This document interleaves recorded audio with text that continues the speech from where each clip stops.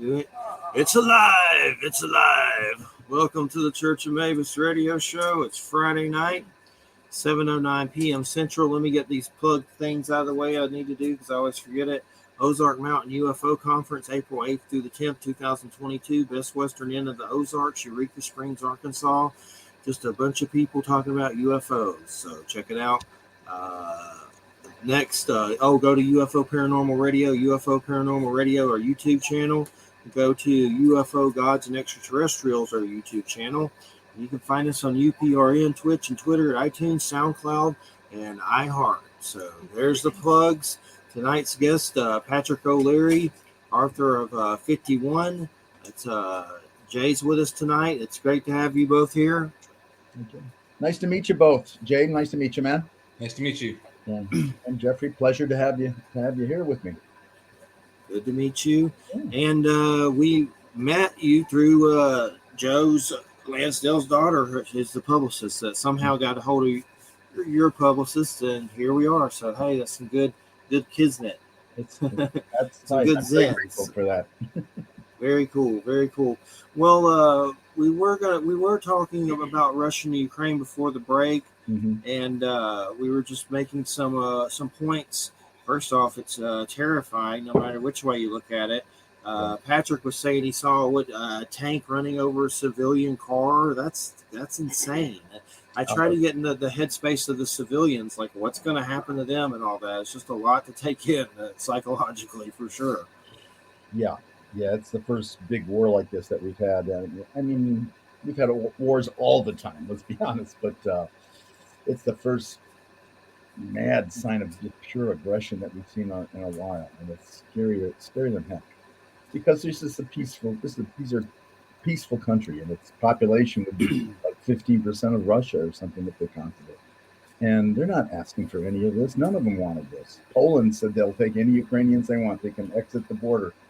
But somewhere along the line, somebody's got to stop it. You know, he won't stop with the two districts that he says he's bringing peacekeepers in. He's not going to stop with any of that.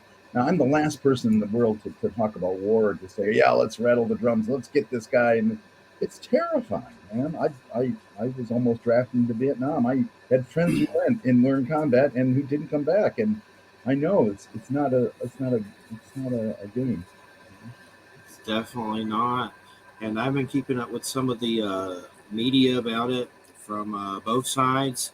And some of the disturbing things that I've seen is like they're actually like trying to paint Putin into like a hero that's conquering deep state in Ukraine. And it's like they're almost for him. Like I haven't seen one right wing kind of kooky person put a video out that said Trump, Putin, and the Z dude that runs China or whatever, that they're allies, that they're all pretty much allies in this. And that's from a right wing personality that loves Trump gooch. Mm-hmm. So it's just weird. It's like the Twilight Zone.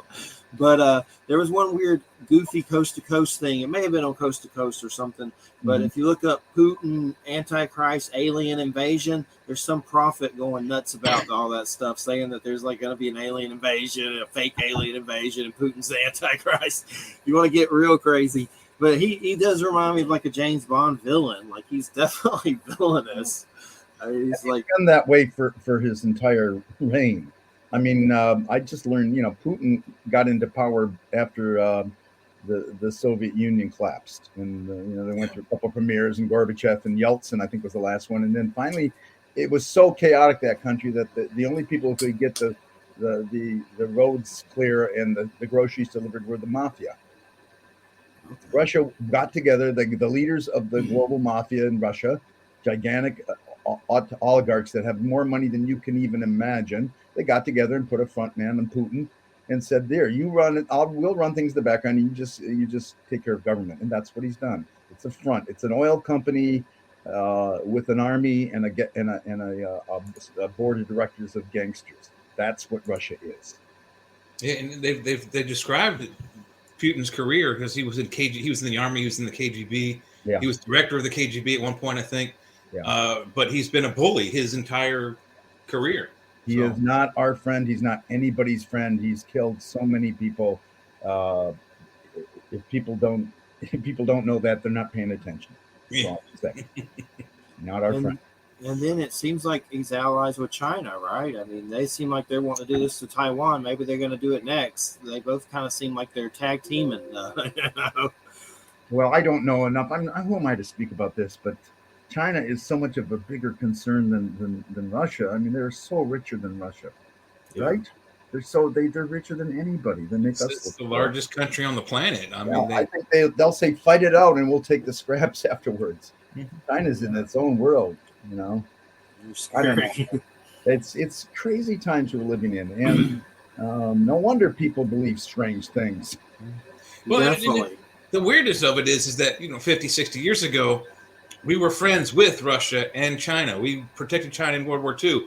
Russia protected the back door of Hitler's Europe until he had attacked them, and then they switched to our side. So it's just mind-boggling how fast these people turn from friend to enemy. It's gross. And then the thing you talk about Ukraine is that they don't have the weapons that Russia has to target. So who's going to step in to help them? It's got to be us. It's going NATO. It's going to have to send and us.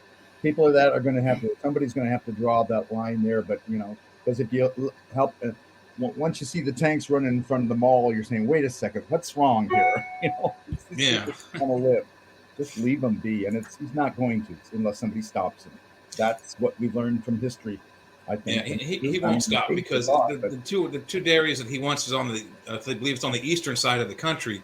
Right. But the country overall, they're like number 4 in like uranium ores. Worldwide, they're like number 5 or 6 in magnesium. Yeah. So all of the things that Russia needs to make bombs are in Ukraine.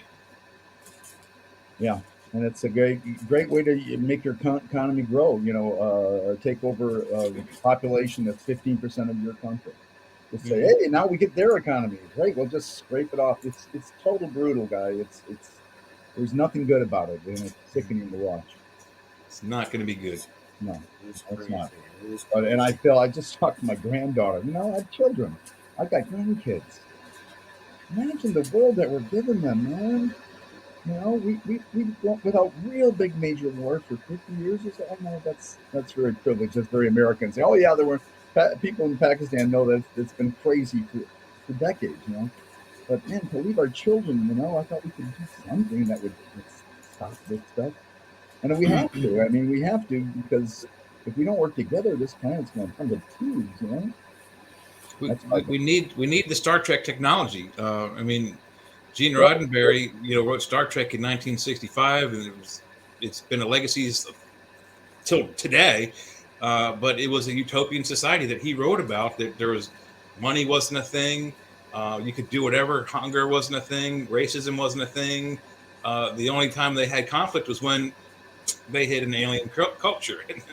So there's conflict, but it wasn't World War III type conflict, which is what we're looking at right now. Yeah.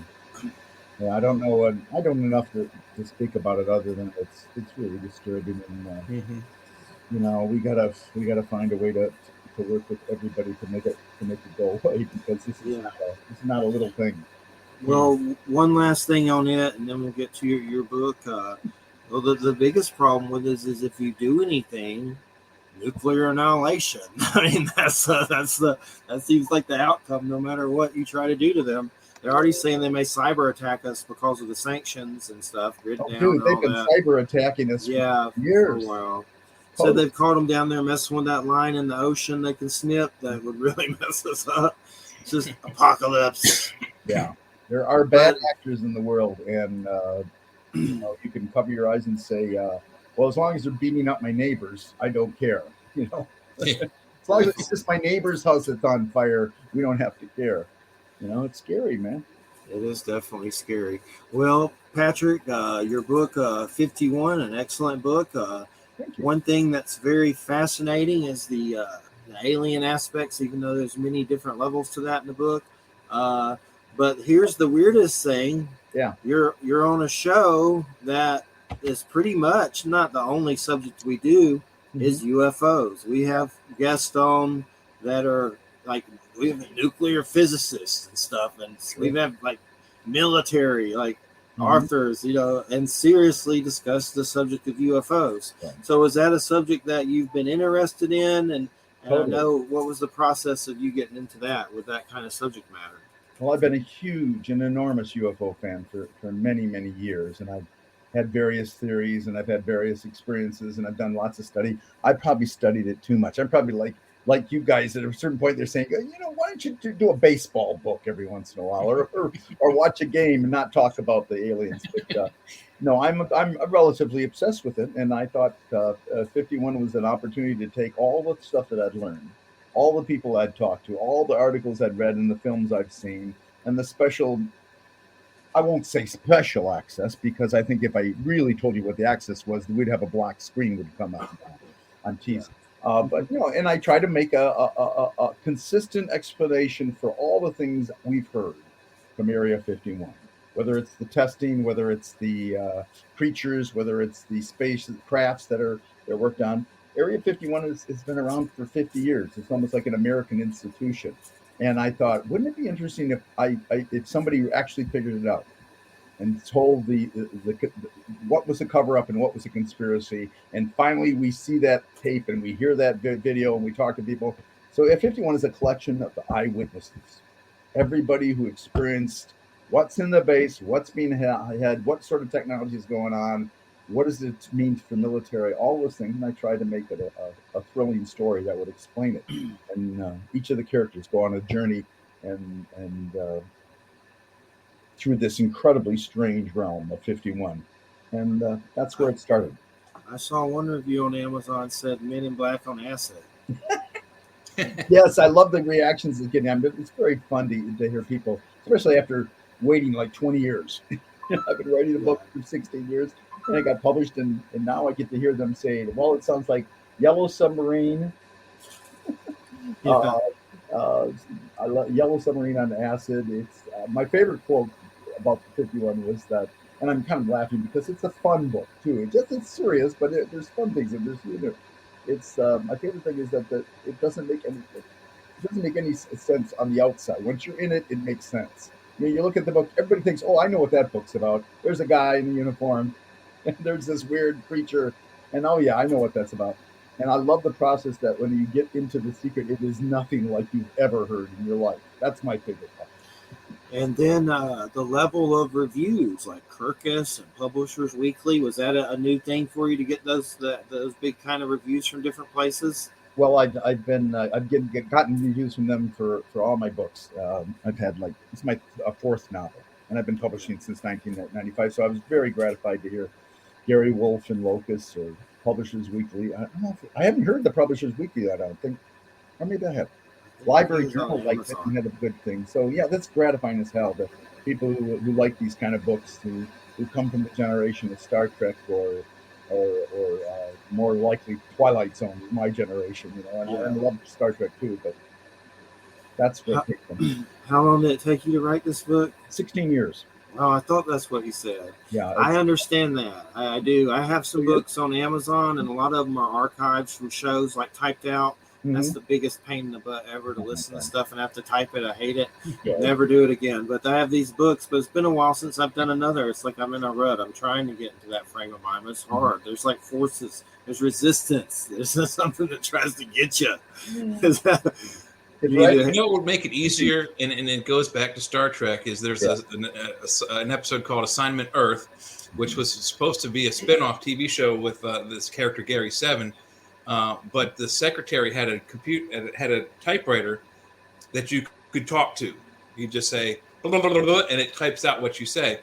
That the physical typing is, and I've tried to write a book too. It's a pain in the butt, more in the wrists and fingers. But if we had, and we're not that far away because we can talk to our phones and it can translate that to text. Why don't have some there should like be a computer we can talk to and go, hey, here's my book, blah, blah, blah, and you just dictate it to the computer and boom. I think that would cancel all kinds of writer's block and I don't have the time. BS, now you do. There's a lot of writers using that sort of dictation software. I use it on smaller things. Sometimes when I just have a thought, I just want to get it down, I'll dictate it, and it's such a terrible type. There's Dragon Speak or something I've heard. There's different ones. They may not be the greatest thing. I don't know, but there are some things. it's harder for me to write than to just dictate, because it takes me a long time to write a good sentence. I'm being very honest. Some people just, oh yeah, well, went down the blah, blah, blah. And I have to rewrite it because I write the worst sentences in the world. The second time I write them, they get a little better, and the third time they get a little better, and the fourth time, that sort of thing. I cannot equip to say off the bat I've improvised a novel. I can't. What about? I find it easier. I dictated my senior year the big paper they make you write for your last year of English. I dictated it to my mom, who typed it out, and I found it easier because I wasn't having to concentrate on the keys, and I wasn't having to concentrate on spelling. Right. So there's two extra things I'm not doing. I'm not typing and looking at what I'm doing and thinking about what I'm writing. So we did the whole thing in 150, 200 pages of research on special effects of all things within 4 or 5 hours. So it was quick. Amazing. It's cool. Yeah, it's useful sometimes. It's just to me to switch to dictation after years of typing, it would be like taking away a paintbrush from me, or a pencil. Yeah. Oh, you've got this nice digital pen. It's perfect. I wouldn't know where to begin. I really wouldn't.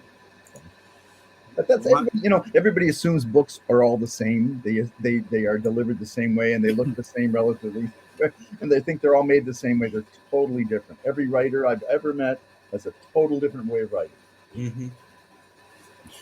Well, mine is I have the imagination and I can spell, but punctuation for some reason I missed the train on that. It's like my memory just can't do it. So I forget that stuff so easy. It's just rough.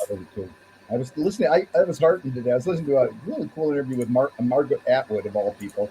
Speaking of great writers of science fiction books, even if you just want to call them that. She said that she's been looking for years to find a way to dictate instead of type, because she, like me, I have to type every letter. I have sight type. I almost never type like other people do. I've worked with other people who do that. I have to look at the keys. And you're right, it's slower, but that's the way the pudding is made, I guess. Definitely. And so when it comes to the UFO subject, one of the main reasons I do this show is because I've had experiences myself. And just to give you the condensed version, at 17, I had testicular cancer. I had to go through chemo. And a year or so later, or 2 years, my dad died. So I had a lot of crap happen at a young age at one time, and started to have experiences where I saw weird things in the sky with friends, seen some strange beings, even beings of light. I've seen those many times, and there's just been strange experiences. So it led me to doing this show to, figure out what it was all about. And of course, you never figure that out. But you can get, you learn a lot from different people. But I'm kind of curious, what were some of your experiences? You had UFO experiences, seeing stuff? Well, I've promised Terry Gross that I would only tell her my 2 UFO experiences. But yes, I've had 2 UFO experiences. I'm not at liberty to tell them to you, other than I've seen some weird shit and in the sky, and some of it was really scary, and and I'm just exactly like everybody else. Strange lights, strange noises, whatever. And every time I've investigated UFOs, I get the blip, and it's almost explained, and you're almost saying, as you well know, there's almost like no bottom to this. It's almost like it's a story that people have to keep retelling because they don't believe the ending. Yeah, and then they disappear. What do you mean they disappeared? We didn't come down and talk to us. Everybody is so open to what the heck is going on, and I'm pretty sure something's going on. I just have no good idea what it is. If I had to guess, I would say what we're seeing is either artifacts of something else or the results. This is after 69 years of life. You want to know what I think? I think what's going on in 51 is stealth technology. That's what they've been doing since the 1980s. I was asked to do, as a young copywriter, I was in advertising for years, and I worked for, Coke and Chevy, and I was asked to do a B-1 bomber ad when I was like 25 years old. I said, B-1 bomber, yeah, it's this Rockwell International. We've got trucks and trains and brilliant stuff, but we're going to ask you to do the B-1 bomber. And I said, no, I'm not going to do that. And then so they got somebody else to do it, but so The B-1 bomber is a breakthrough in stealth, radar detection, and all that stuff. That's what they've been doing at Area 51 forever. So I think if you fill in the blanks that's what they're doing. Why can't we see anything clearly? Well, I think we know now.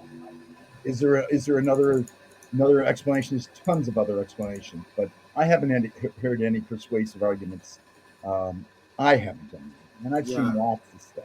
I've seen lots. Jacques Vallée, I always try to say his name right, and sometimes I don't. The French ufologist. I just saw like an article headline from somewhere that he was saying he still doesn't know what they are, and this dude's been doing this, he's a big time scientist. Isn't it? Don't you find that with a lot of the experts you talk to, the pilots, even the people who had really close encounters with whatever this is, whatever we're talking about, because we don't really know. They all say, I have not a clue. They really do. They say I cannot make a deduction. So that means either something is missing from their experience, really, some sort of data they're not getting, or something so strange is happening that we can't even conceive of it. Yeah, there's definitely, a lot to it for sure. The best sources of it are shamanism. You get, like medicine people on from tribes, and they talk about it. That's when it gets really good. I love that for sure. One of the interesting things about it lately in the last few years is how it's increased in the media when they started releasing the footage, the black footage from the Pentagon and all that weird stuff. Just to go on YouTube and type in, I don't like Fox News, but if you type in Fox News UFOs, it's very entertaining to watch them freaking the hell out about UFOs. It's almost funny. It is funny. Or CNN too, or which one, but the Fox one's always the most entertaining, and I hate Fox News, but seeing those guys go nuts about it. I know Marco Rubio down here in Florida was going crazy about it too. Everybody's gone crazy. But I think it's so mind-blowing. I tried to write a book that would make a decent explanation and be honest about the mind-blowing, because it involves the military, it involves science, it involves ordinary people, it involves engineers, it involves people doing test pilots. There's a whole economy of Area 51. And I almost thought it was fascinating that it's America's biggest secret, and it's America's worst kept secret. Everybody and their brother knows about Area 51. Everybody knows it's there in the desert. It's right next to there, and they're doing some strange tests, and everybody has strange, shaky film.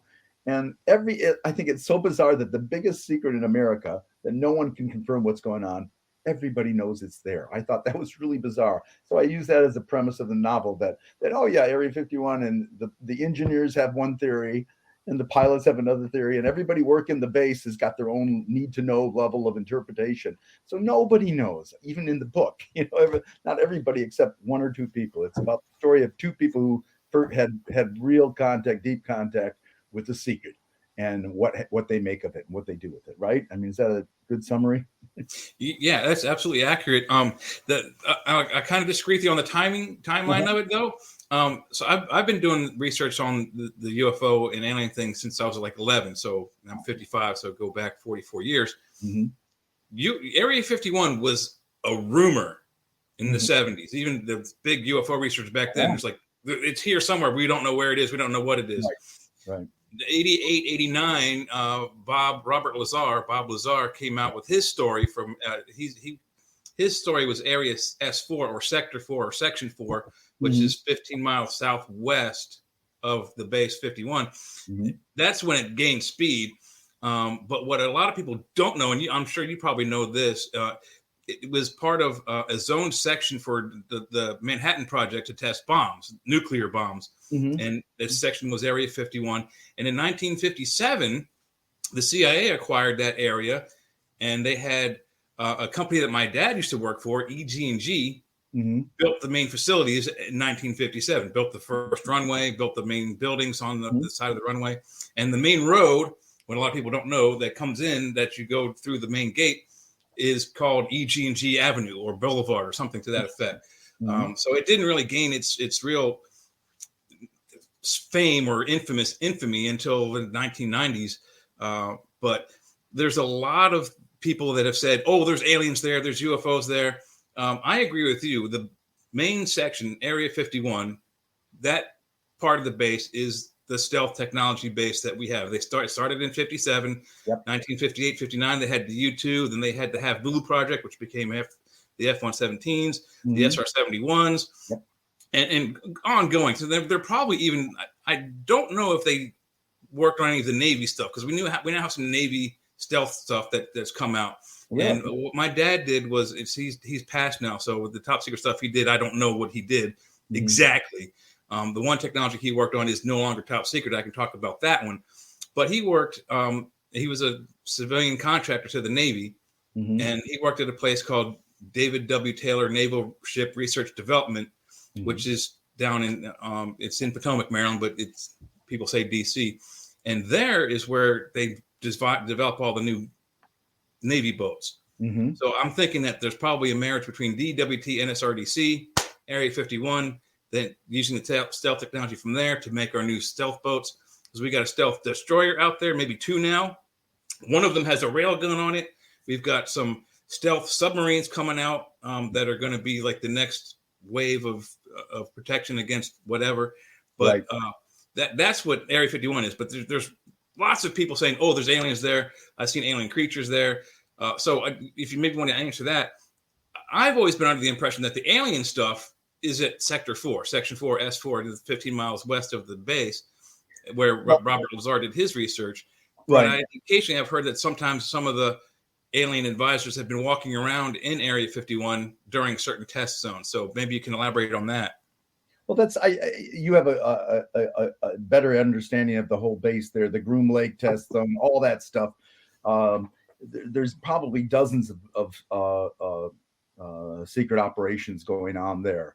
But I agree that I think it's all about stealth. I mean, that's the technology we know. And I thought that's the metaphor for a book about government secrets and individuals who have their own secrets. And it's a book about discovering that everybody's individual secrets are somehow universal.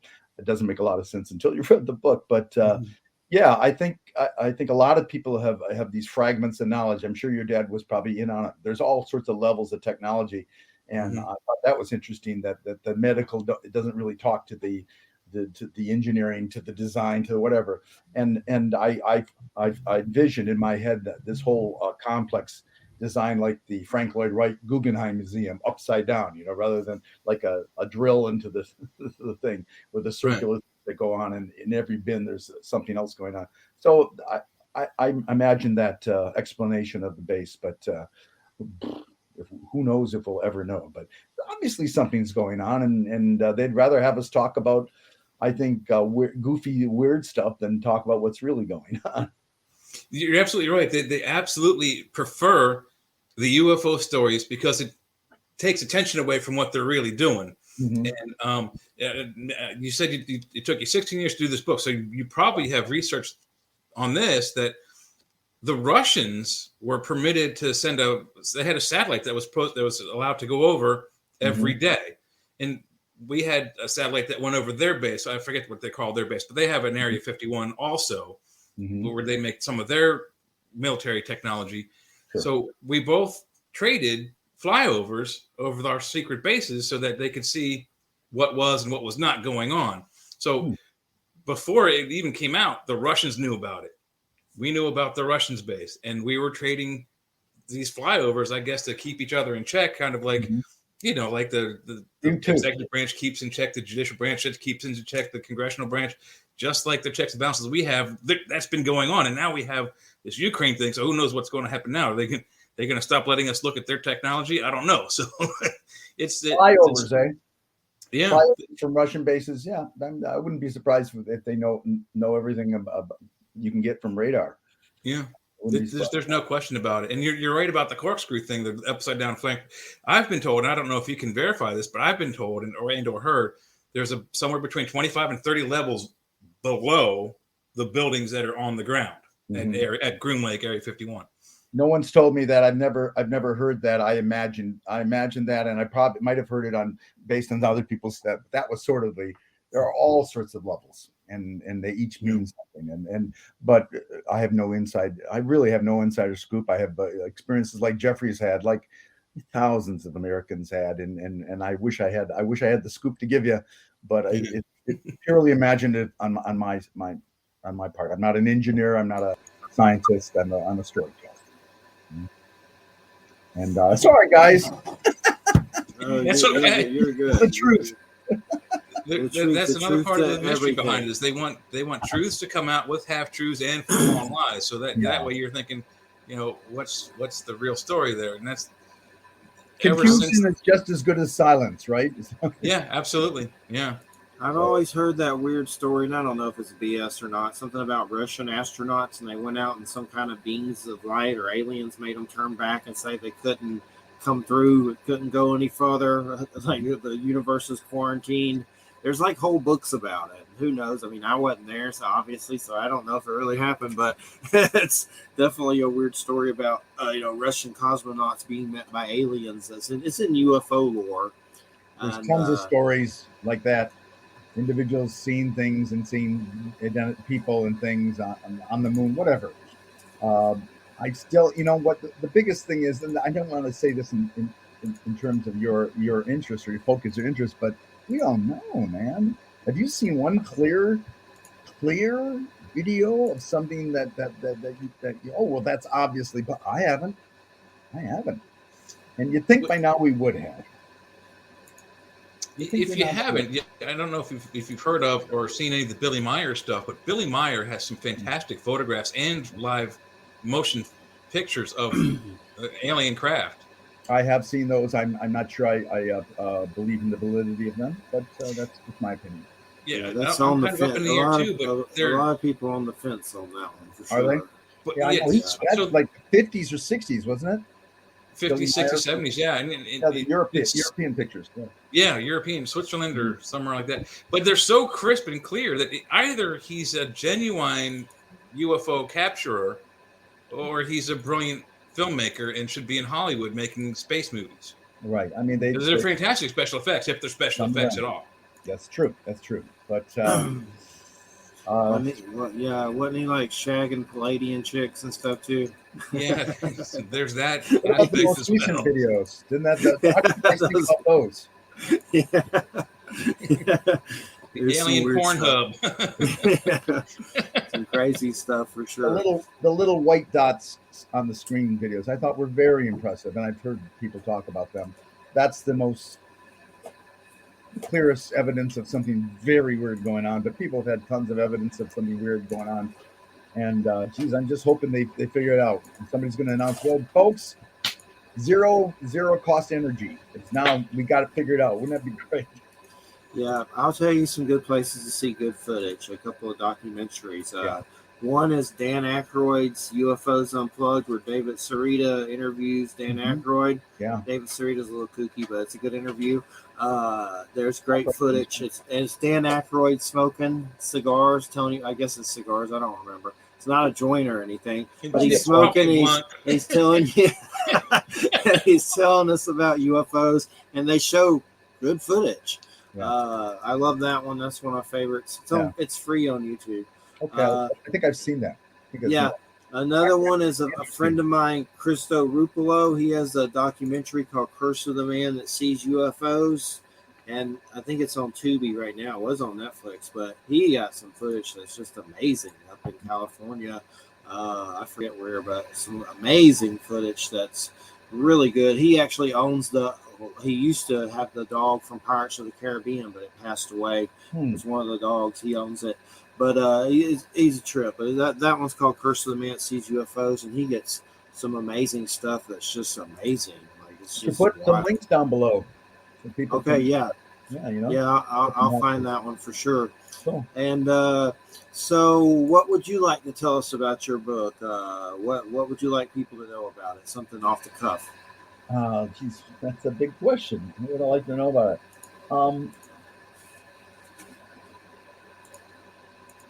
51 and UFOs and all these, they're fun, aren't they?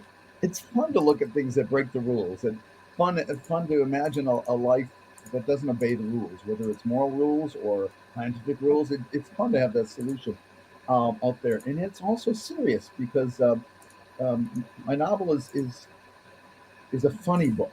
I think that you'll find scenes in it where you're laughing. If you see the presidents, the secret of 51 is confronted with the presidents on a regular basis. It's sort of like says, well, in 2005 this happened, and each one of those confrontations blows people's mind because it's hysterical.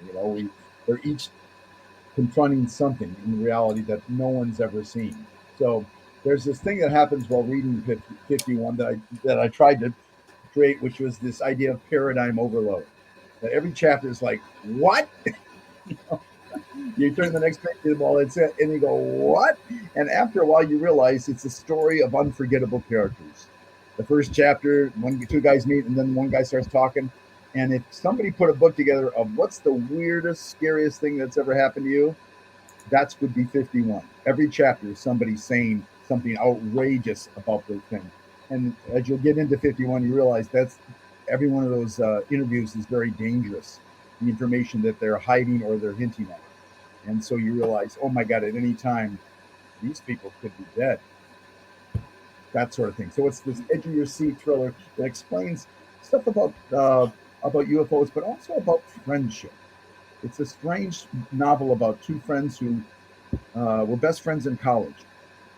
And like the best friends in college do, sometimes they grow away. One guy went one way, one guy went another. One guy named Coop went to Vietnam and became an amazing translator and language expert. The other guy just stayed and putzed around town and then, became a photographer. And then they meet back together and they click. There's certain people in your lives that you just go boom. And that's the story of Coop and Nuke. Coop is this incredibly smart scientist, a mathematician, linguist, polymath, and his best friend is a sort of relaxed, nice guy named Nuke. And they take each other for granted because they know each other. And it's neat to see them reconnect and to see the trust between them happen. And this guy tells them the worst thing that's ever happened to him. And then he says, yeah, that happened to me. And their friendship starts to go like this. And then it gets weirder and weirder and weirder. And then I know in the description, massive conspiracy. Coop was at the center of a massive conspiracy that the government faked UFOs just to cover it up. Right. And we get to the bottom of it. And it's an exploration of all the trauma as well as mind-blowing experiences that people have when they confront something totally different, something outside of the realm of reality. And everyone in the book is affected by it in different ways. Some want to kill it. Some want to hide it and use it as a source of knowledge. Some want to take this secret and make it a purely weaponized. And it's interesting that this whole secret at the bottom of it all is something that's different for everybody. They each have to respond to it in a different way. Does that sort of make sense? Yeah. So what would you consider it? Sci-fi? What genre? Good question. I think it's a terrific question. I think it's one of those books that is all these things at once. And I'm not hedging my bets. I think it's a science fiction novel, but it's a tell-all, right? It's a true confession. It's a tabloid newspaper article, the strangest tabloid headlines you've ever seen. Man wakes up with invisible creature one day in his bed. Stuff like that. So it's all those things combined together. So it's an exploration of the stories that we tell ourselves about the mysteries in our lives. If that makes sense. Have you happened to be catching that Resident Alien TV show at all? What is it called? Resident Alien. Is that the guy from Firefly? Yes. It's really good if you get a chance to see it. It's on Peacock and Sci-Fi, but Peacock's probably the best place to see it. Cool. But it is hilarious. It's based on a comic book. It's basically about a gray alien that comes down to destroy humanity because they're out of control and destroying the Earth. But he takes over the body of a human doctor in a small town, and it's funny. And he plays this big gray alien that's there to destroy humanity, but he's also kind of liking some of the humanity. So yeah, he's a great actor. It's really good. That character kind of sticks to you, rubs off on you. What's the title again? Resident Alien, RESIDENT Alien. There's also a comic book that's really good. It's based on from Dark Horse, I think it is. Right. I have one, but I think it's Dark Horse. But yeah, it's good. And so the UFO subject, as far as have you always want to write about it in a book? Is this the first time writing about it in a book?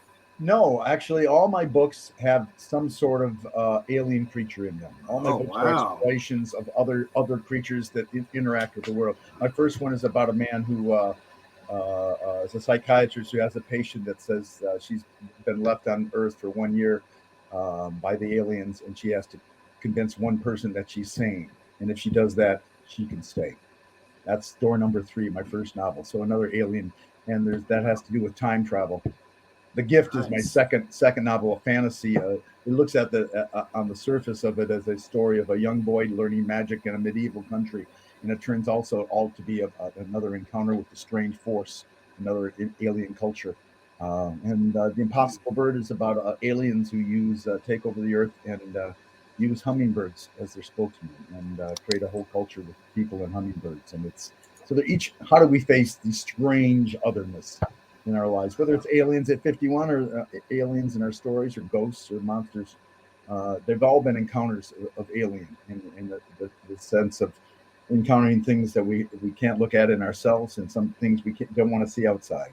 So that's no, all my books are, I put it this way, all my books are about aliens, and I'd be happy to accept that. Nice. Are you an alien?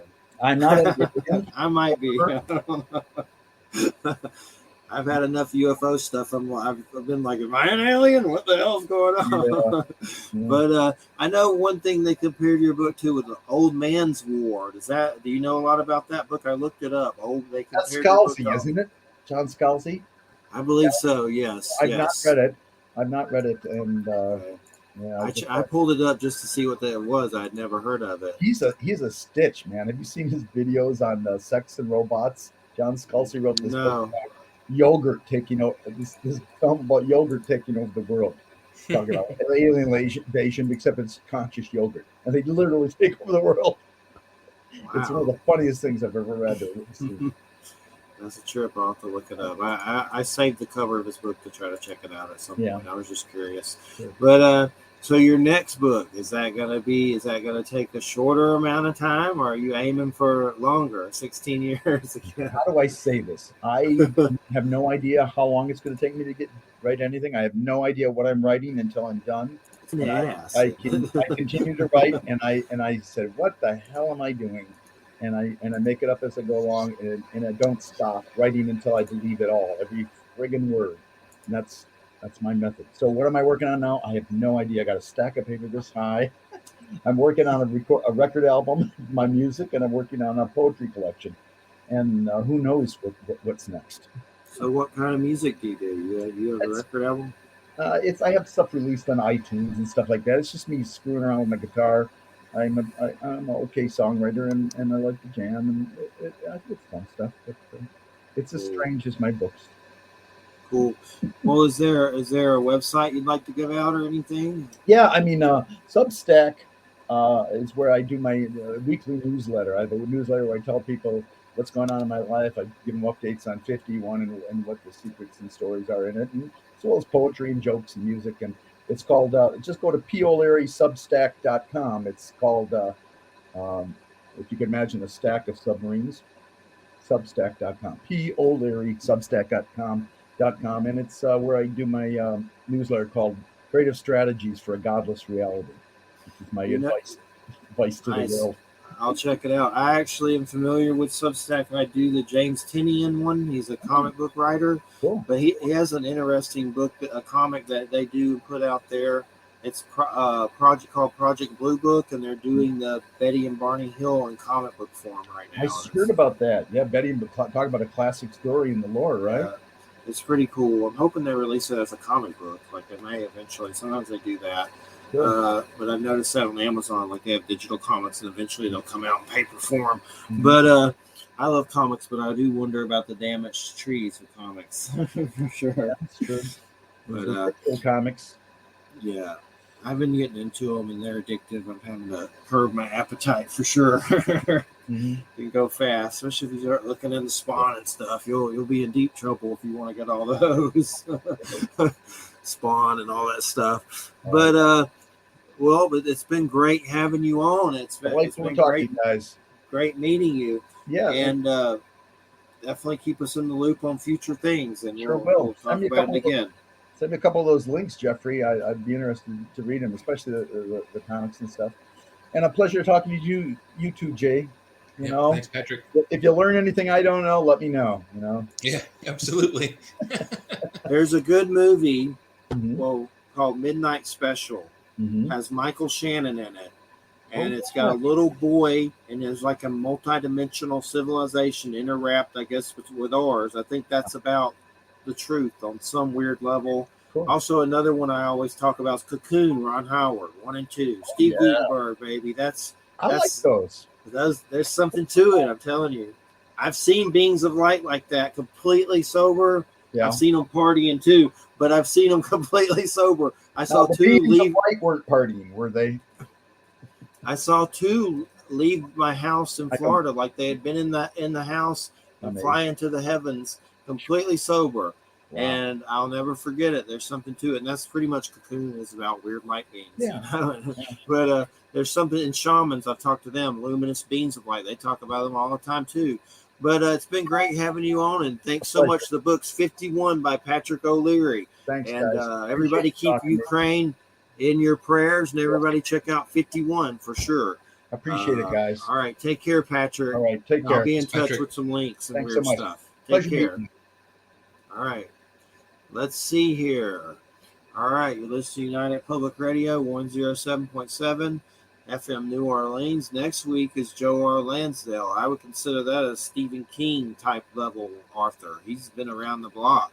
I remember coming around some books of his. He wrote like his Batman book. That's weird. He also did the Jonah Hex comics remakes with Timothy Truman that are weird, like that Jonah Hex from DC Comics.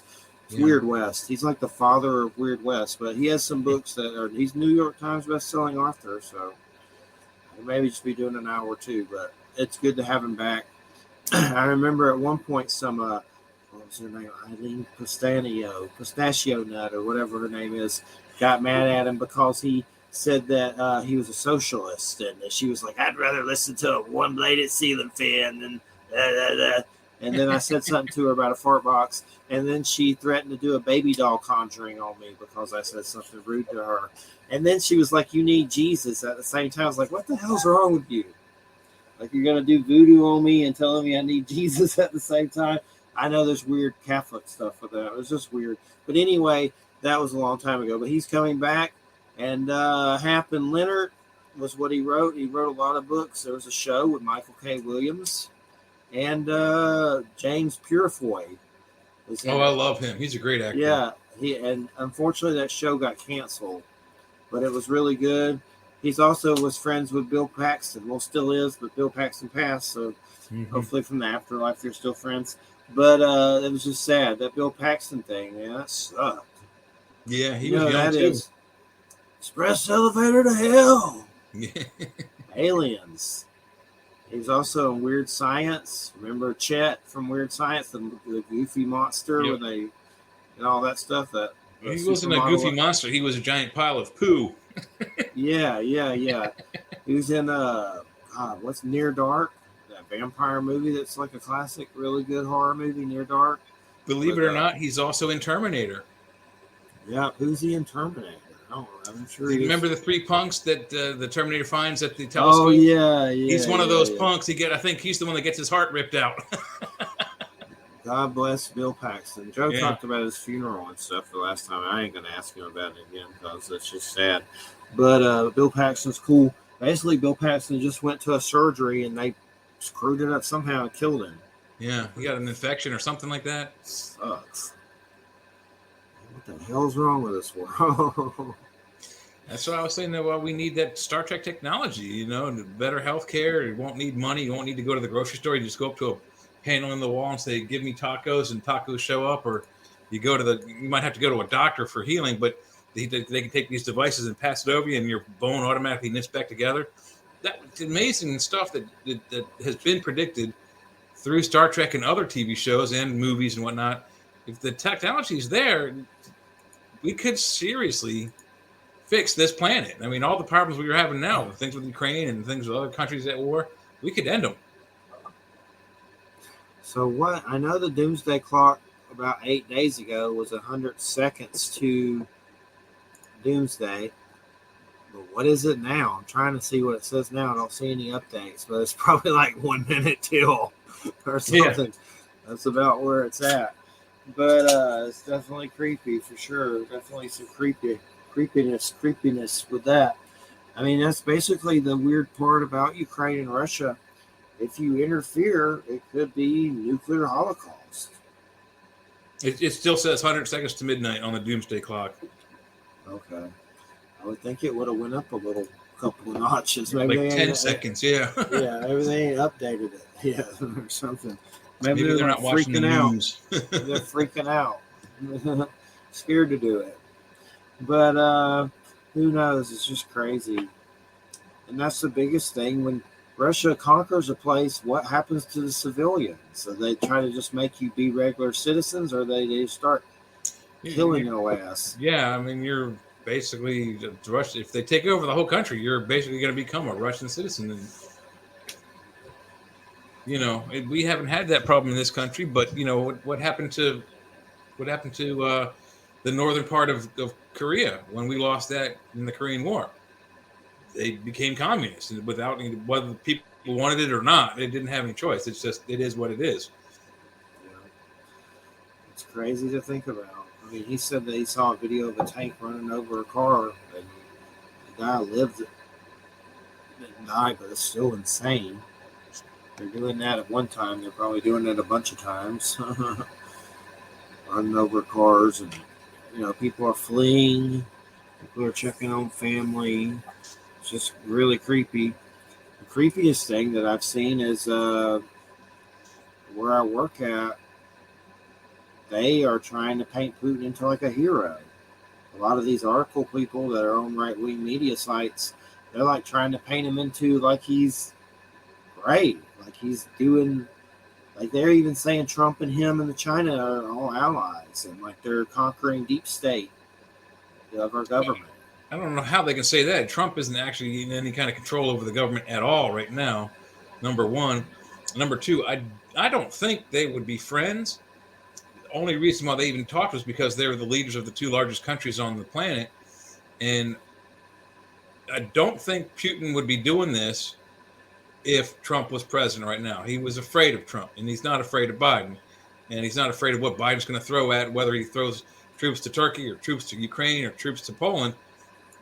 Putin couldn't give two shakes of a rat's ass about our president or what he thinks of what he's doing over there. And what he's doing might be tantamount to criminal, you know, like a war crime kind of thing. I don't know yet, but something's got to get done. I mean, it ain't going to be Biden to do it. What can you do? You get Trump back in there. You put that guy back in check. He was absolutely afraid of Trump. Because I guarantee you, while Trump was going on, none of this stuff would have happened, and none of it did. So, well, it's just insane. It's all crazy. Mm-hmm. As far as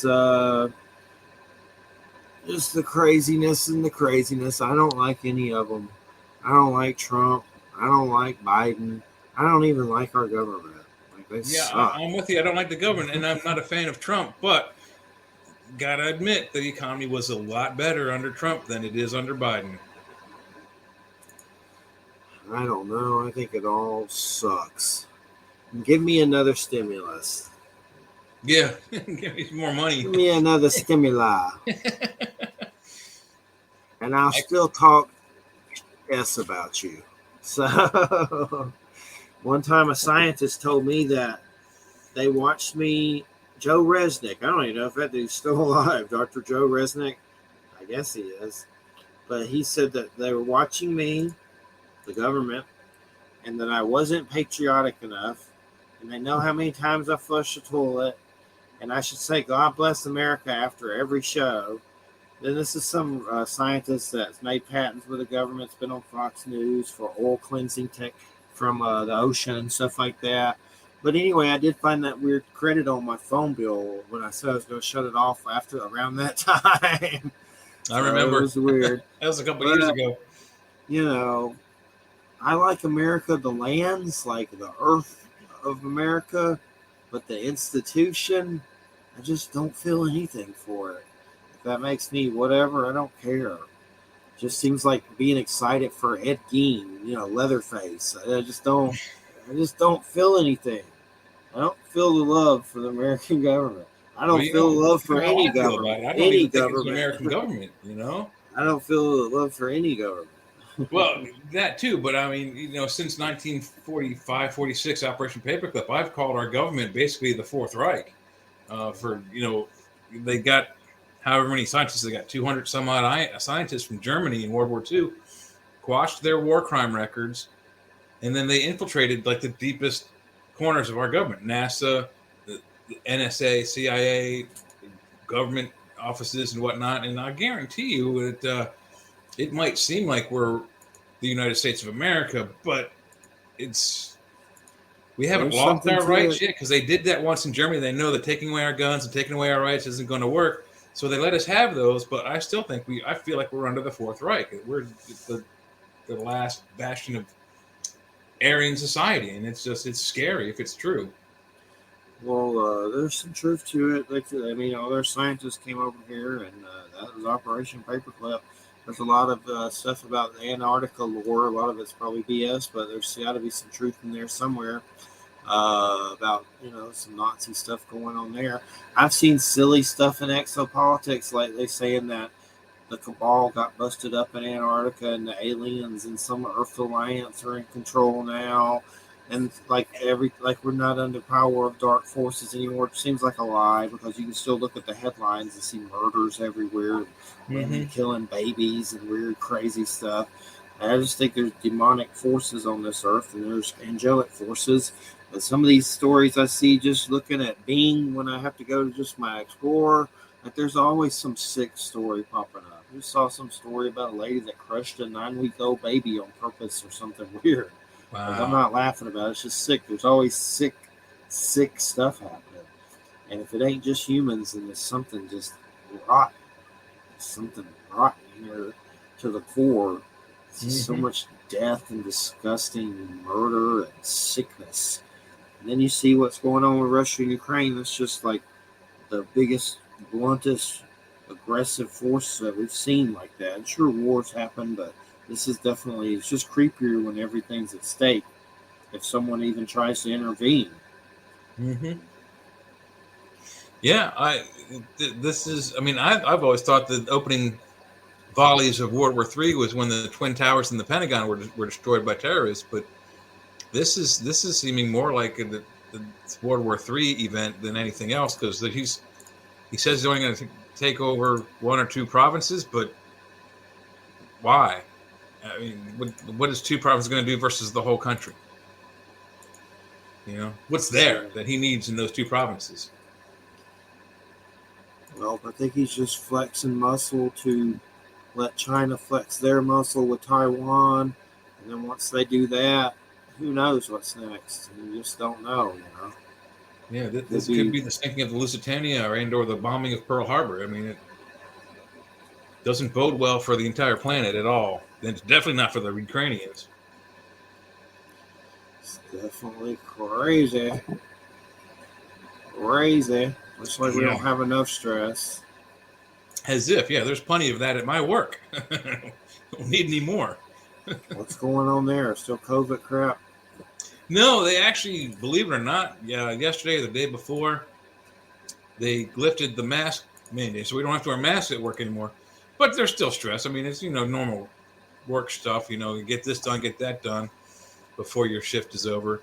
And they've taken half of our supervisors down, and we went from 12 or 13 to now 7 supervisors. So there isn't a lot of support when you need to go up to the next level to get your customers' help. So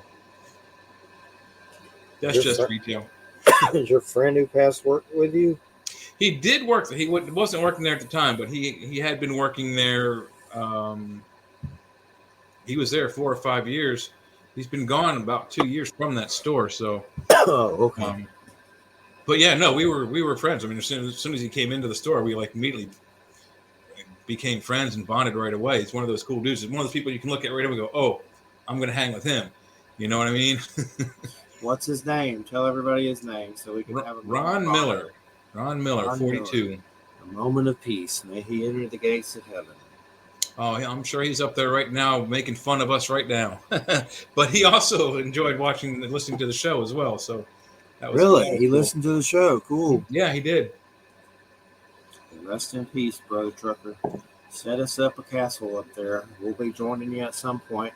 Maybe sooner than we think. Nuclear cloud. Hey, a nuclear cloud of dust. Incineration. Well, I'm looking at my window right now. I don't see any mushroom clouds, so I think we're clear. Yeah. And I see some of the stuff in the articles and stuff I see. They say they think Russia's about to come get us. Like any minute. Like, they're about to, China and Russia's about to come get us at any second. Well, Russia coming over here to attack the United States, the ground, is tantamount to Hitler attacking Russia in winter when he had a pact with them so that they won't be enemies. But they come over here, it's on. They will not. No country has enough manpower to take over the United States. Russia has enough people, but they don't have enough navy to get those people over here. Russia has enough navy, but they don't have enough people. So it's kind of maybe that's why they're doing this, is to put the Chinese army on the Russian navy and send them over. I don't know. We'll see. I mean, if it gets down to that, nukes are going to fly probably at some point. It's not even going to be. They might start off with that kind of stuff, but in the end, it's going to be nuke city. It's going to be hard for them to take over a country, whether it's Russia and China or either or by themselves. It's just not a feasible plan. It's not a good plan because there's a lot of civilian gunpowder here. There's gonna be fire and blood. Mm-hmm. Fire and blood. There's going to be a gun behind every blade of grass, is what somebody said once. There's a game called Wastelanders where these like redneck cannibal mullet hillbilly dudes. Gonna be fire and blood. They have mullets. Oh, it's Wasteland 3. That's right. Just like a crazy Mad Max game. Actually really good. You have to be smart. You have to be intelligent to get past it. It's hard. It's like snipers. Like cannibal snipers. Trying to get you so they can eat you. Cannibal snipers with mullets. We got Emerther aliens here with us tonight. Greetings, everyone. Greetings and salutations, Emerther aliens. Not sure what an Emerther is. Maybe that's your alien name.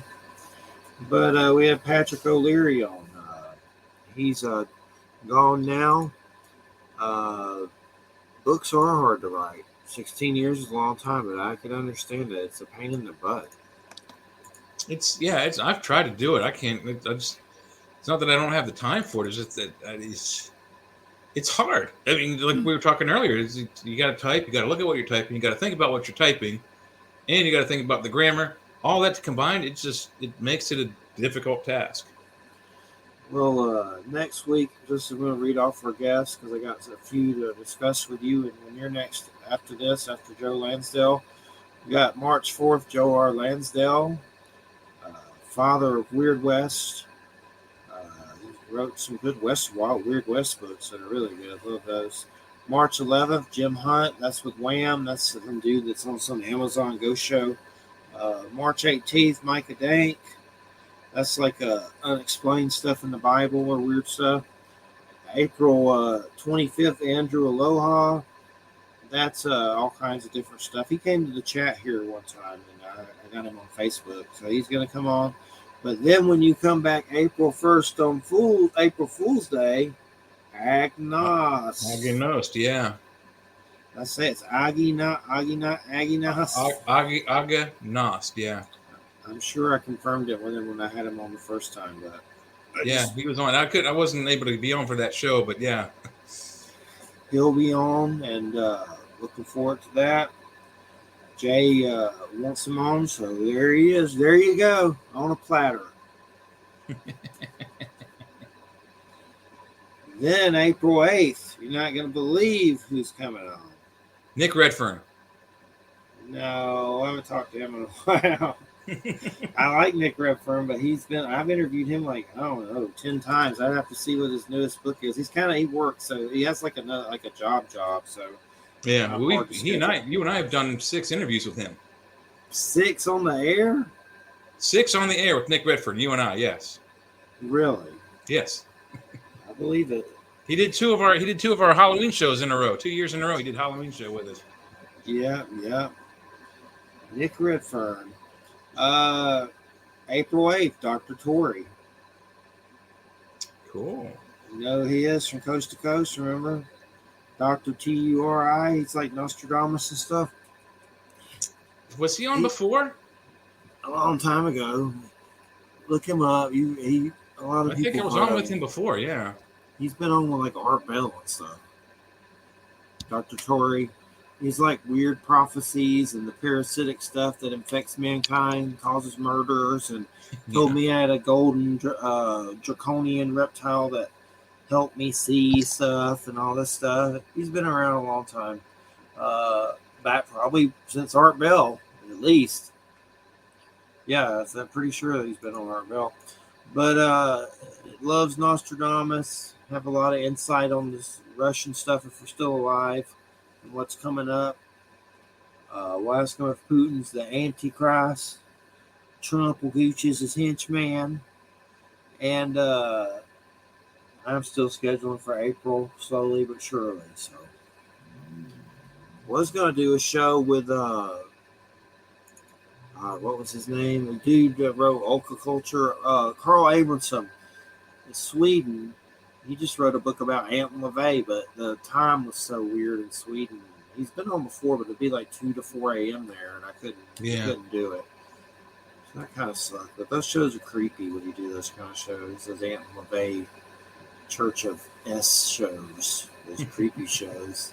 I try to act like I'm Geraldo Rivera when I do those shows. Yeah. all innocent and stuff, like Devil Worshippers, Devil Panic of the 80s, Dungeons and Dragons,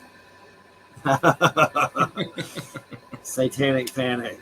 I've interviewed some of those guys. They don't ever mess with me. They seem to like me. They don't ask me to join them. They don't do anything. I don't try to join them. But I've had spokesmen on from there, Church of S, Eric Werner, many times. He loves the show. He's like a creepy vampire that lives next door to you, but he's looks like a wholesome boy. But anyway, they're just interesting to do those kind of shows. Definitely a creepy little vibe though when you do them. But the Aunt LaVey thing is weird. I get told I look like him a lot for some reason. Like now I'm like fat Aunt LaVey. But he didn't live very long, so probably not a good thing to draw on. But as far as going to do that Vikings Valhalla at some point, been watching Righteous Gemstones on HBO Max. You seen that? Righteous Gemstones? No, I haven't seen that. I did finish up a book of Boba Fett, and I thought I was 2 episodes behind, but I was only 1 episode behind. So I watched that last one. I was like, wait, that's the last one? What? I want more. So Righteous Gemstones got John Goodman in it, and it's by Jody Hill. He did Eastbound and Bound and Vice Principals on HBO funny shows with that Walter Goggins and Danny McBride. It's about these televangelists, and it gets crazy. It's goofy, but it's funny. I like John Goodman. But they get on stage and do all the Jesus stuff, but it gets crazy, like crazy. I like Walter Goggins. He was on. Eric Roberts is in it. He's a villain, Julia Roberts' brother. I'll tell you a show you need to watch if you haven't watched it on HBO Max yet. Raised by Wolves. I saw the little tile for that, and I was going to check that out. That's If you like Aliens, if you like any of that stuff, that's Ridley Scott produces. It's freaking good. Yeah. I was going to say, I was trying to remember the director's name was Ridley Scott, who did Terminator, right? Yeah, no, he did. That's James Cameron. Ridley Scott did Alien and Gladiator. Aliens, yeah. But Raised by Wolves about these androids that take children to planets, I guess, to colonize. And then they get caught up with this other collective that's like atheists, and then they join them. They're kind of atheists. Like, they want to be atheists. They say they're atheists. But anyway, then you got Travis Fimmel in it from Vikings Ragnar. And he's like a terrorist who believes in God. The sun is the God of light, like Mithras kind of thing, and it's crazy. Like there's creatures in it. There's all kinds of like robots. There's crazy special effects. It's like watching Alien or Prometheus, but it's really good. Actually, it's good. Prometheus was really good, and I can't see why he came out saying it wasn't a prequel. It was. I liked it. I Clearly. didn't think it was bad. This seems kind of reminds me of Alien and stuff. So Are these the same kind of aliens, like the Giger aliens, or is it like the traditional gray? There's weirder stuff. It's hard. Oh, okay. There's weirder stuff that I don't even. There's like this big weird dragon in it, but he doesn't have wings and it flies like a big, like a serpent, like from Norse mythology or something. There's all kinds of weird creatures in it. I can't keep up. There's a new one. A bunch of new creatures came in it, but it's good. I'm telling you, it's one of the best sci-fi that's probably come out in a while. I'll give it a look. Raised by Wolves, HBO Max. What else? I used to have those H.G. Giger books. Now I was looking on eBay to see if I could find them again. They're like thousands of dollars. Like, I wish I wouldn't have got rid of those like a dummy a long time ago. Even though I don't know what versions I had. There's different versions, but even some of the versions, like version 4 was going for like $400. I was like, man, come on. It's just those art books, big hardcover art books of his work. He died, but I have a documentary about him. I never watched it either. I bet it's good. It's called Dark Star or something like that. I think I saw that, and yeah, he did do a lot of stuff. I mean, he did the first design work for the first Dune movie that didn't pan out, and they kept his artwork for David Lynch's version. Obviously, his monster was in the Alien series, so he's well known. So great artwork, weird but great artwork. Yeah, a lot of his stuff looks like phalluses. Yeah. Even the aliens look like phalluses. Yeah. That big thing off the back of their head, yeah. Okay, the spikes on their back. For sure, faux showing up. There's something going on there. Something fallacy. Yeah, but him and Morbius both really weird dudes. So what was up with all these people hating on Boba Fett? Like I said, it's like a bunch of people just don't like it, like that dude or something. I think it's stupid.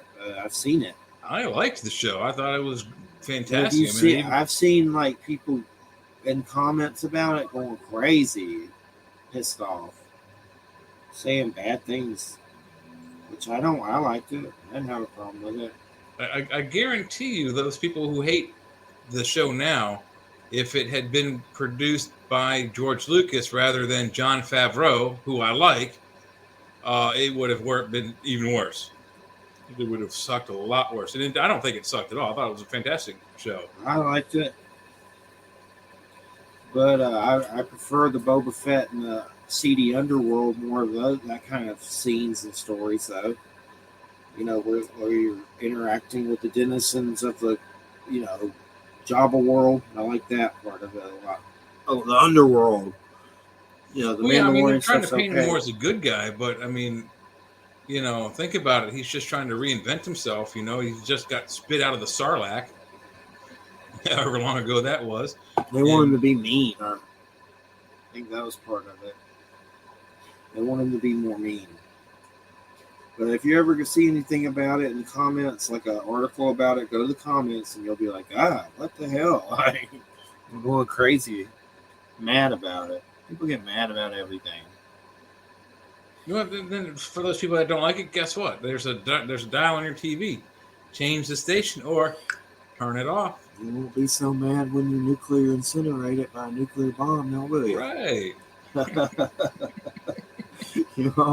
I think it could happen tonight in our sleep. That's how crazy it is right now. Yeah, if Russia wants to push the button, they can definitely send some stuff our way. It's like nukes that cause tsunamis. I think even just a 1 kiloton bomb, if you put it in the right spot in the ocean, it'll cause a tsunami. How big, I don't know, but enough to affect, shorelines anyway. Patrick O'Leary wrote, he said, Jeffrey and Jay, thanks for your kind words and thoughtful interview. It was fun. Let's hope we survive Ukraine and Putin, and may our galactic neighbors help. Best as always, Patrick O'Leary. Cool. Thanks, Patrick. That's right. Trying to think what else I've been watching. I can't remember. Saw some weird 1933 Alice in Wonderland that was weird as hell. Like really trippy. Is it black and white? I probably saw that one. Yeah. Yeah, it's real, got goofy creatures in it and stuff. Yeah, I'm pretty sure I saw that. It was weird. Is it silent? No, it's got sound. It's got sound. There's also one that's silent that's like even creepier than the one we're talking about. There's a claymation one that's really weird. I think I have it somewhere. Oh, Alice. That's really weird. It looks really it's by Jav Shankar or something weird. I forget the guy's name. He makes weird. Did Ravi Shankar. Yeah, he did like Tom Thumb. I don't know if that's the same dude that did Tom Thumb. Tom Thumb's this weird little animation about a little thing running around, a little dwarf thing running around. But, well, if we all die in the nuclear infusion, everybody, I just want to say it's been a pleasure doing all this time with you. And send love. My tentacles go out. And if we all blow up, then it's been one hell of a show. I think it's just mostly sad how pathetic humanity is. It's just pathetic. Gross. There's a lot of stupid people on the planet, unfortunately. And it's just disgusting.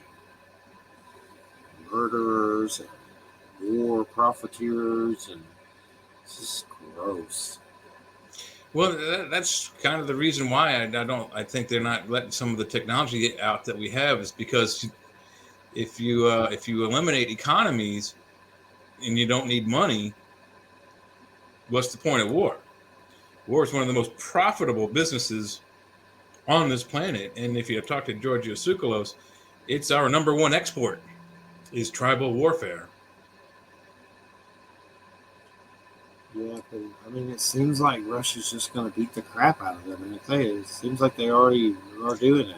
I don't think they're going to nuke it. There's something they want, whether it's a resource or facilities or something over there that they want, that they need or they don't have in Russia. And we were talking about earlier in the show that there's like number 4 as far as the production of uranium ores. Number 3 or 4 as far as production of magnesium and manganese, which are major elements for all kinds of electronics. There was a list that went through Facebook that had all these resources that are available in Ukraine, and that's probably the reason why they're going after it. And he says only going to take 2 provinces. I don't think it's going to end with just 2. I mean, unless all the resources that Ukraine has are in those 2 areas only. He's going to take over the whole country at some point. It's my opinion. Yeah, I just don't see it. It's going to have a happy ending. He's definitely trying to do Stalin kind of stuff to get in the history books too. He's power hungry, so it's a big part of it. Trying to make history. The bear and the dragon and the eagle. Yeah. Pretty sure there's some prophecy about that somewhere from Nostradamus or somebody. Well, even if there isn't, think about it. The eagle and the dragon both can fly. The bear can't. Bear's gonna lose. Accused dad killer told cops he's Trump and parents are Bill and Hillary. Huh? What? After stabbing his dad to death with a switchblade, 40-year-old Christopher Brian Clairbout planned to arrest his mom and deliver her to Guantanamo under the War Crimes Act for the crimes that she committed against him and the crimes that she committed against the country. This is a dude that got arrested. It's on MSN. Accused dad killer told cops he's Trump and parents are Bill and Hillary. And basically, he just went crazy. I mean, there's a lot of stories like this. People are going nuts. Yeah. I've wondered, they always are, I guess, but I've wondered about energy weapons. I see a lot of stuff about that in the conspiracy aisle. I even seen this one guy, Ray Fullerton, that does Fullerton Informer. He does all this stuff about 5G that most people think is nutty, but YouTube never took him down. He's still up. Yeah. And he was putting up this one thing about China and us putting up all these antennas. Sometimes I wonder if they use like energy weapons on us. Like I know they do to disperse crowds, but I'm talking about on the population to like curb your emotions or just weird stuff. Like there's weird stuff going on. Someone was telling me the other day that at work that 5G is like a frequency that are used by microwaves to cook our food. Yeah. So I don't know. I just know I don't try to get too kooky about all that stuff, but it wouldn't surprise me if they're aiming satellites at us or something, shooting rays at us. I just felt tired lately, weird, just out of sorts. Yeah, same here. And everybody I talk to has. Yeah, it's weird. I don't sleep right. I wake up in the middle of the night once or twice. We're having trouble sleeping.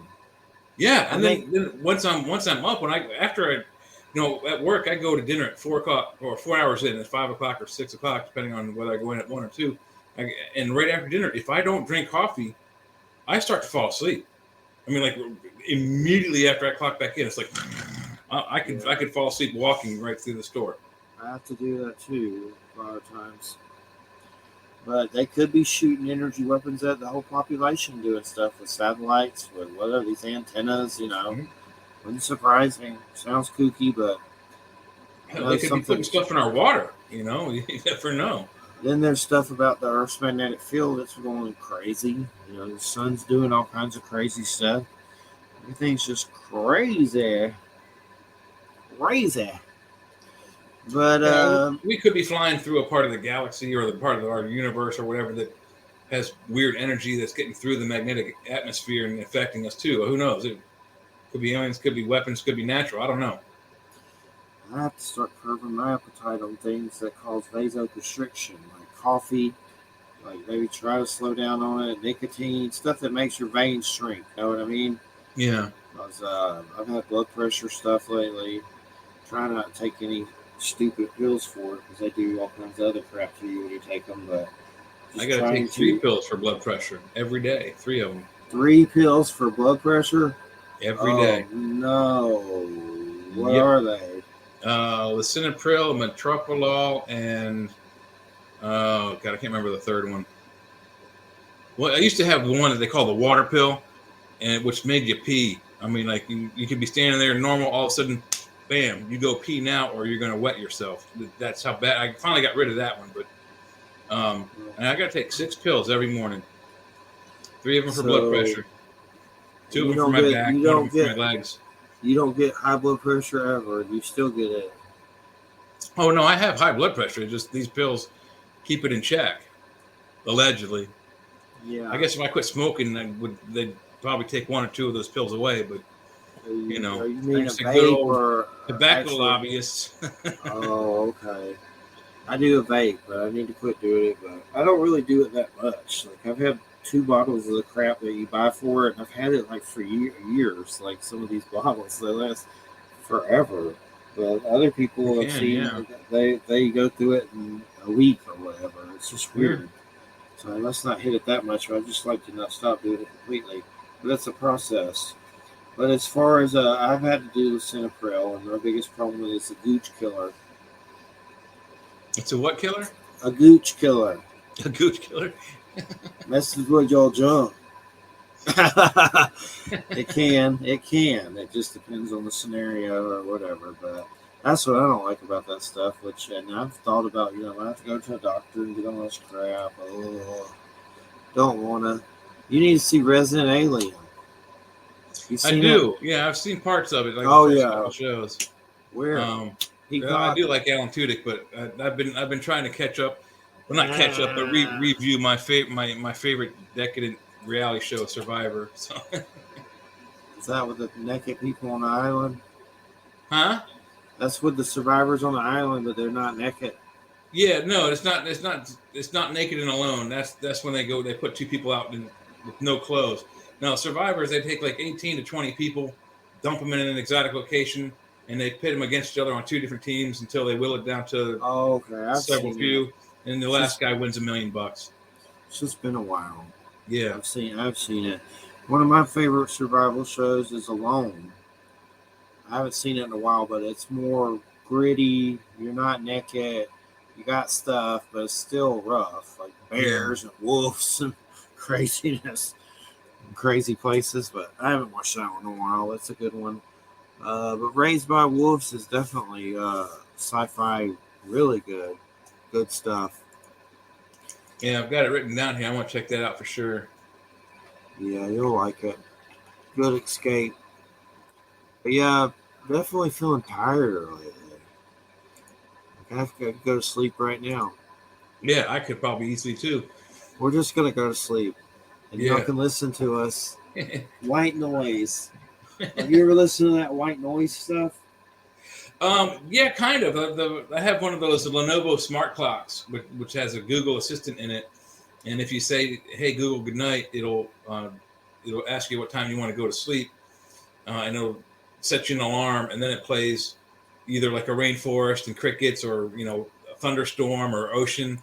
I have it set for crickets, but yeah, it helps you to go to sleep. What is it again? What is it? Like a clock?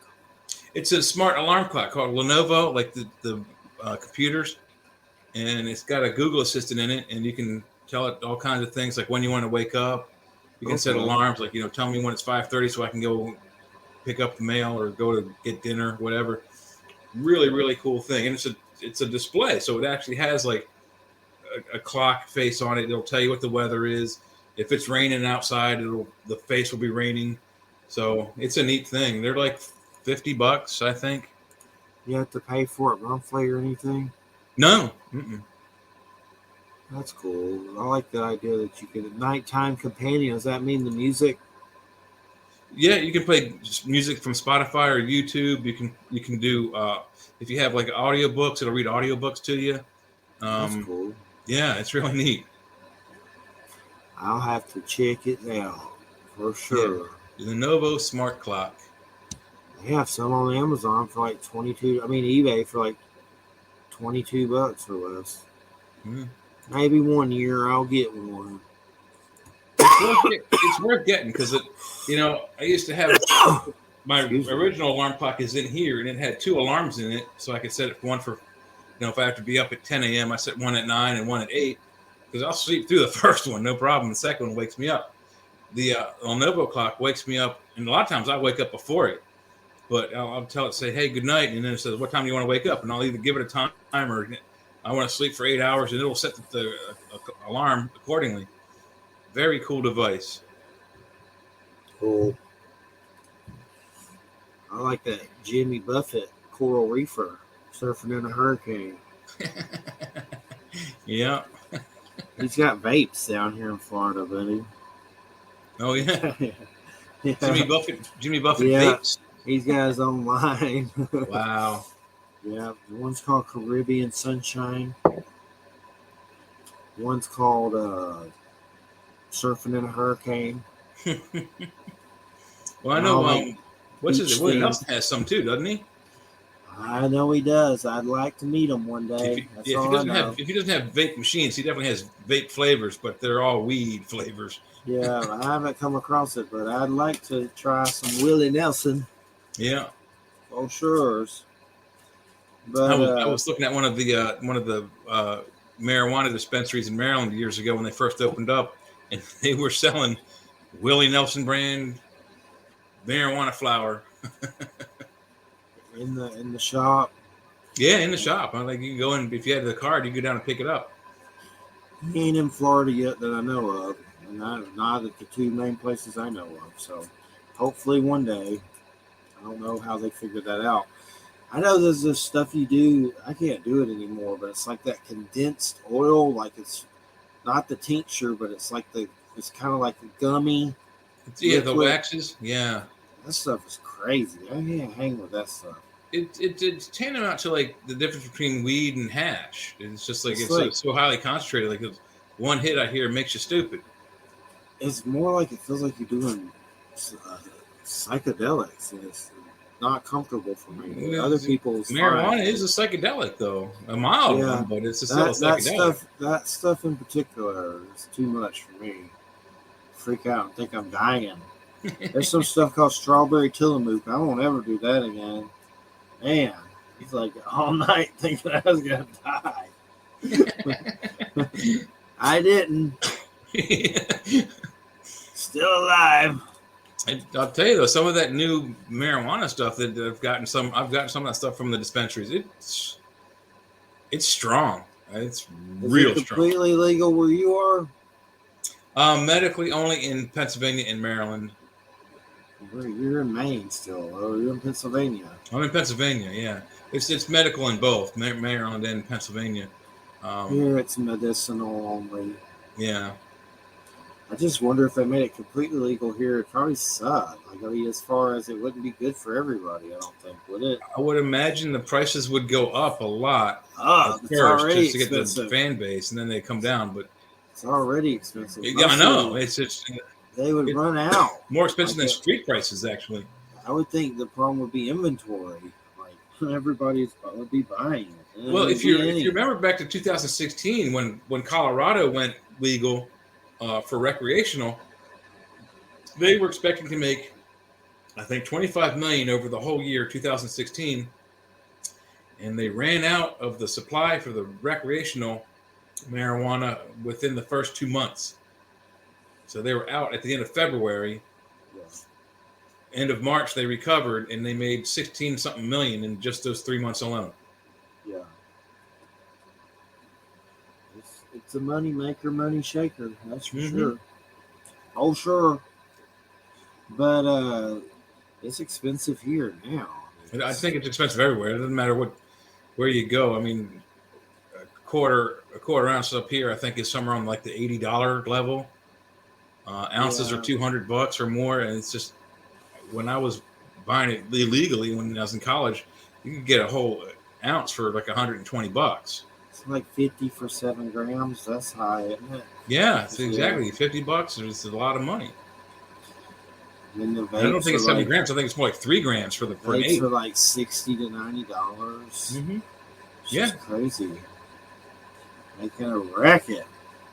And then here the Republicans are always trying to like make it less powerful and weird stuff, and it doesn't work out. Like, they're always messing with it, like in crappy ways, like trying to ruin it, like everything with it. I'm surprised it passed here. Like, they're trying to make it less powerful, the weaker stuff for everyone, like crazy. It's like, you shut up. What's wrong with you? I don't know if they're going to be able to make it any less powerful, because they've been making it more and more powerful as the years go on. I mean, I remember in the 80s when I first started with it, it wasn't that strong. And you can get the really powerful stuff for really cheap. A whole ounce of like, skunk weed or Hawaiian purple weed was like, $140 for a whole ounce. Now you pay $140, you might get a quarter or a half. That's what we need, some Hawaiian purple weed.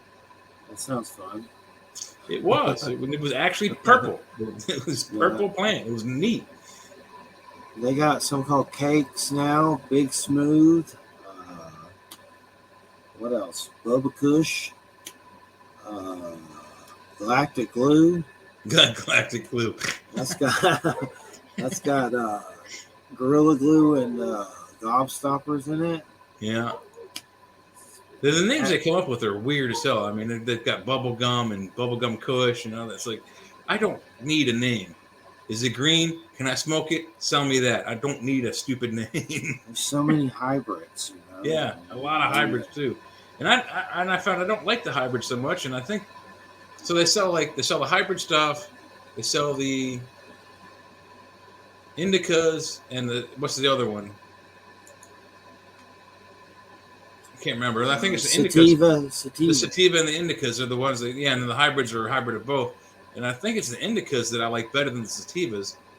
I can't remember. It's been a while since I've messed with it, but one of them makes you stupid, and one of them is like, all right, I got a good buzz. Let me go do something. You gotta be careful with them sativas. Them people with blood pressure. For sure, I know. That's probably the one that makes you not want to do anything. Well, it gives you energy, but it can raise your blood pressure too at the same time. Well, So, I don't need my blood pressure raised any. I've already got that up. Yeah. Sometimes I do. And like when I'm gonna pass out when I'm not sleeping. But as far as so what have you still watching? There's some other show you watched all the time on a boat or something, right? On a You know, boat? the Love Boat will take No, you anywhere. it was a No, there long was time some show ago. you watched about something. I can't remember. But you said something about a reality show or they did something. Another show that you love. You've talked about it before. I can't remember what it was about. Yeah, I can't. I'm not recalling it. Tourist, or no, you talked about it. I just can't remember. Some kind of show that you love. It's I thought maybe about a boat or something. I don't remember, but you talked about it. It doesn't Yeah, matter. and It'll my come brain to isn't you. functioning right now either. Yeah, there. I It'll mean, come to you. there's a lot of stuff I've been watching just to catch up. It's mainly the Survivor thing. So there's I think there's a show coming on Disney. I think it's a Marvel show, but that I want to watch. It didn't come out yet. We did talk about the last show. The Netflix lost Daredevil and what else? The other Marvel shows they lost. They're coming on Disney next month. I think they said. Did you see that article that Gabe put up on Facebook? Yeah, that they're bringing Daredevil and Punisher Punisher and and is it Cage? Luke Cage. Yeah, Yeah, to Disney. I'm hoping they're gonna jumpstart them and continue them. That's what everybody hopes, I guess, right? I thought the article, or at least the title of the article, said they were coming next month. So maybe there won't be a break in them. I don't know if they are on hiatus or they're in between seasons or what. But maybe at least you can catch up and start from the beginning and start restreaming on Disney next month. I'm hoping so, but I know they're just gonna put them on there and see how they do, I guess, and then go from there. I'm sure they'll do something with it because the Marvel shows have been doing pretty good. Hawkeye was okay. Wasn't great. I only really watched it because of that girl Haley Steinfeld. She's really pretty, but yeah, I'm kind of looking forward to that. But I think there's a show that's.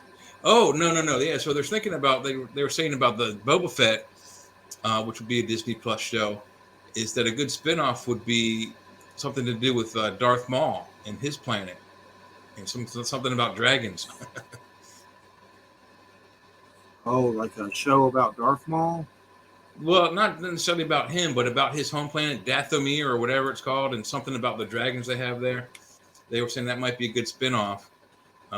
Cool. I'd probably watch that too.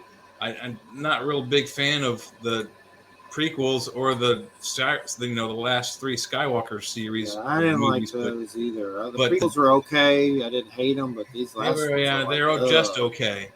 But this Boba Fett TV show was awesome. Mandalorian was awesome. So Yeah, John if they can keep Favreau's up the the speed man. of those things. Robert Rodriguez is the man. He's Yeah. directing a lot of those episodes. I like Mhm. Robert Rodriguez. He did From Dusk Till Dawn with Quentin Tarantino and Desperado. And Yep.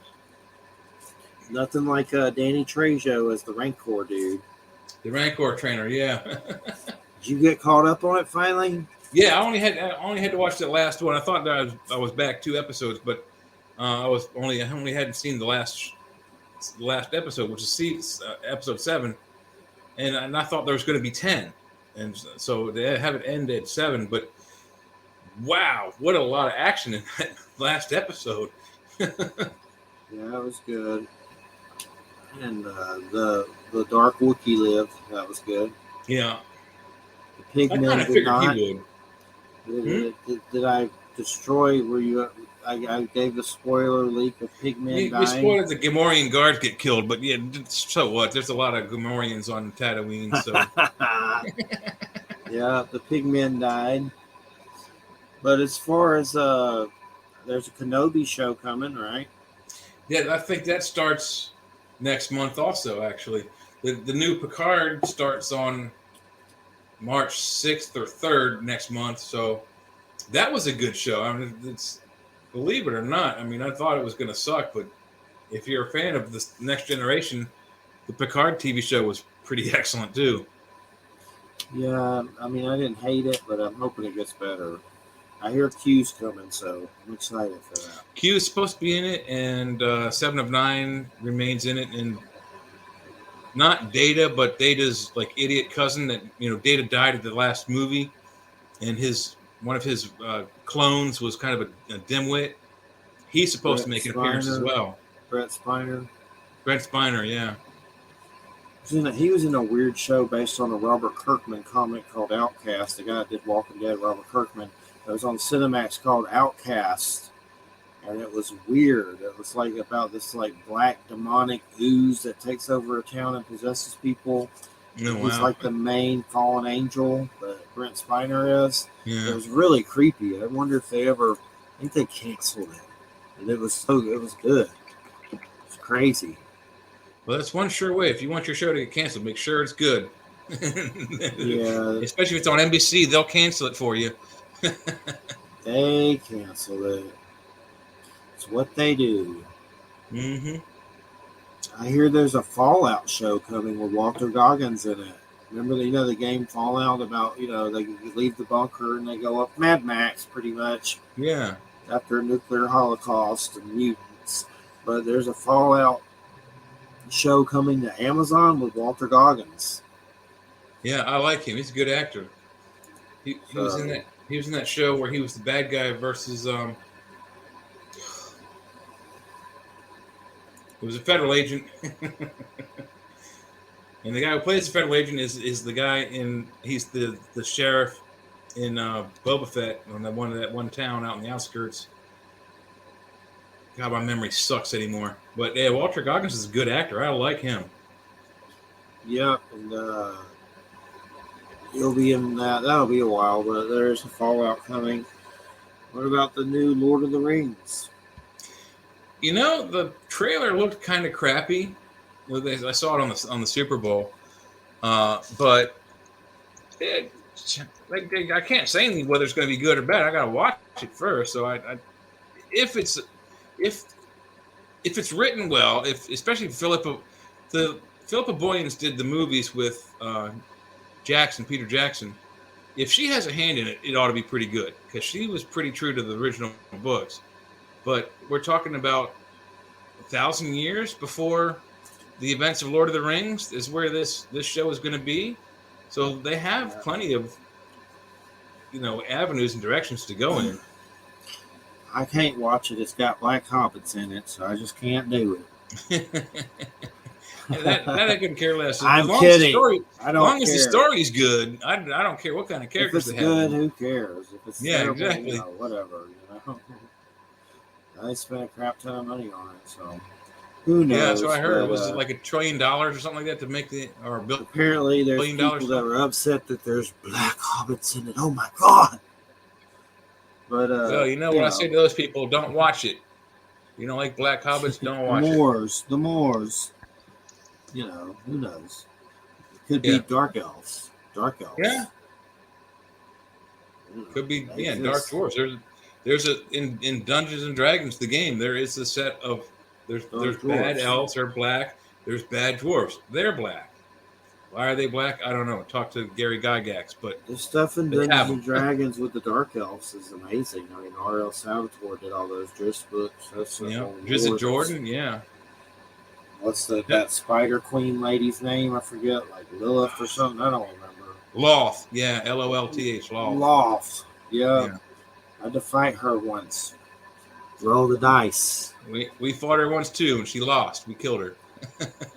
I don't remember what the hell happened, but I remember that. I remember she's pretty badass. She's like a 10th or 12th level monster. I used to DM Ravenloft. Oh, really? Cool. A long time ago. And the regular stuff, but it's been a long time, that's for sure. Now they have weird ways online you can do. Like people do games somehow. Like a whole site's just made for doing that. Yeah, So role there's a playing. couple of video chat sites to play the game. There's a couple of like live action video games you can talk to your friends, like like Halo through headphones and whatnot. Yeah. Well, we're at the tail end. We made it. Our Yep, sleep's been devastated from them China energy weapons they're shooting at us. Messing with my sleep. Messing with they're my messing with sleep. our sleep and our pee patterns because since ever since I was a boy, I haven't had to pee at midnight in years. When you're a little kid, you drink too much water, you wake up in the middle of the night, you go pee. Now I'm in my 50s and I drink too much water and I get up in the middle of the night and I gotta go pee. Messing with our gooch patterns. Right. All right, everybody. Have a good weekend, and we'll see you next week with Joe R. Lansdale, New York Times author Joe R. Lansdale. Look him up. He's got some cool Weird West books. Yeah. Dead in the West. He wrote a lot of cool comics with cool art. But anywho, everybody have a good weekend, and we'll catch you later. If you get incinerated, we love you. Good night. Don't get incinerated. Yes. Pray for Ukraine. Putin's not a hero. He's an antichrist. Good night, everybody. Good night. Good night, JoJo, wherever you are. There we go. End broadcast.